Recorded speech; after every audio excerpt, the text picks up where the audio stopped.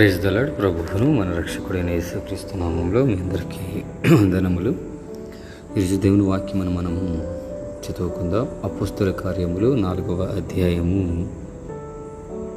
31వ వచనం. వారు ప్రార్థన చేయగానే వారు కూడి ఉన్న చోట కంపించెను. Praise the lord. ప్రియమైన దేవుని బిడ్డలారా, ఈరోజు ఒక విషయాన్ని మీకు తెలియచేయాలని ఆశపడుతున్నాను. ఎంతమంది అయితే వారి యొక్క ఇబ్బందుల చేత, వారి ఎరుకుల చేత దేవుని సన్నిధిలో ప్రార్థన చేస్తూ ఉన్నారో వారందరి ప్రార్థన దేవుడు అంగీకరిస్తూ ఉన్నాడనే సత్యాన్ని మీకు జ్ఞాపకం చేస్తున్నాను. పాస్టర్ గారు, దేవుడు వింటున్నాడని మీరు ఎలాగ చెప్పగలుగుతున్నారు అని మీరు నన్ను అడగచ్చు. ఇక్కడ అపోస్తలులు చేస్తున్నటువంటి ప్రార్థన గురించి మనం నేర్చుకుంటూ ఉన్నాం, లేకపోతే ధ్యానిస్తూ ఉన్నాం. అపోస్తలులు కూడి ఉన్న సమయంలో వారు దేవుని వాక్యమును బోధిస్తూ ఉండగా, అనేకమైన అద్భుత కార్యాలు చేస్తూ ఉండగా, ఒక ప్రదేశంలో వారు కూడుకుని ప్రార్థన చేస్తున్నారు.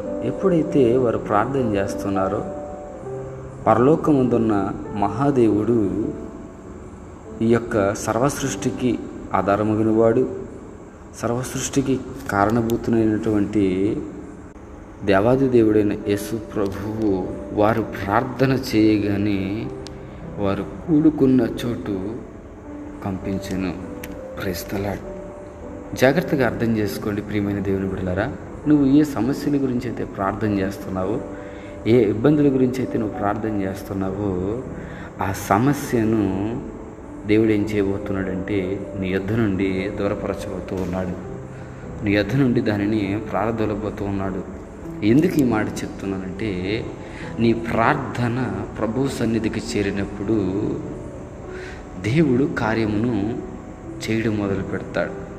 అనేక మంది భక్తులు వారి విజయాలకు కారణం ఏమిటి అని అడిగినప్పుడు వారు చెప్పినటువంటి ఒకే ఒక మాట, ప్రార్థన.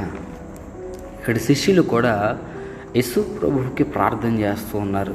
ఈరోజు దేవుని యందు విశ్వాసం ఉంచి దేవుని మందిరానికి వెళుతున్నటువంటి నీవు నేను కూడా ప్రార్థన చేసినప్పుడు ఆ ప్రార్థన ఆలకించి ప్రార్థనకు తగిన ప్రతిఫలము దేవుడు ఇవ్వడానికి ఇష్టపడుతూ ఉన్నాడు. అయితే నీకు వచ్చిన కష్టాల నుంచి, నీకు వచ్చిన ఇబ్బందుల నుంచి నువ్వు ప్రార్థన చేసే వ్యక్తిగా ఉన్నావా, లేకపోతే ప్రార్థనను తృణీకరించే వ్యక్తిగా ఉన్నావా? ఎవరైతే ప్రార్థన చేస్తారో వారి జీవితాల్లో దేవుడు ఏం చేస్తాడంటే ఉన్న శ్రమలను కంపింపజేస్తాడు. అంటే అది నీ దగ్గర లేకుండా ప్రార్థనడానికి ఇష్టపడుతూ ఉన్నాడు. నువ్వు బిడ్డల భవిష్యత్తు పాడైపోతుందని బాధపడుతున్నావేమో, లేకపోతే నా కుటుంబం ఎందుకు ఈ ఇబ్బందుల గుండా ప్రయాణం చేస్తుంది, ఎందుకు నా జీవితం అతలాకుతలం అయిపోతుంది అనుకుంటూ ప్రార్థన చేస్తున్నావేమో ప్రియ సహోదరి సహోదరుడు. అయితే దేవుడు ఏమంటున్నాడంటే నీ కుటుంబంలో ఉన్న ప్రతికూల పరిస్థితిని అనుకూల పరిస్థితిగా మార్చడానికి ఇష్టపడుతున్నాడు. అయితే మనము చేయవలసిన ప్రయాణం ఏంటంటే ప్రార్థన. పరిశుద్ధుడా, నీకే స్తోత్రాలు. మీ వాక్యం ద్వారా మాతో మాట్లాడారు. నీ శిష్యులు ప్రార్థన చేయగానే ఆ చోటుని కంపింపజేశారు. అప్పుడు ధైర్యంగా పరిశుద్ధాత్మతో నిండిన వారే నీ వాక్యముని బోధించారు. నీ వాక్యం సెలవిస్తుంది ప్రభువా. కనుక నీ బిడ్డలు ప్రార్థన చేస్తుండగా నాయనా ఆ శ్రమలను తట్టుకునే శక్తిని దయచేయండి, ఆ కష్టాలను దాటే శక్తిని మీరు అనుగ్రహించండి.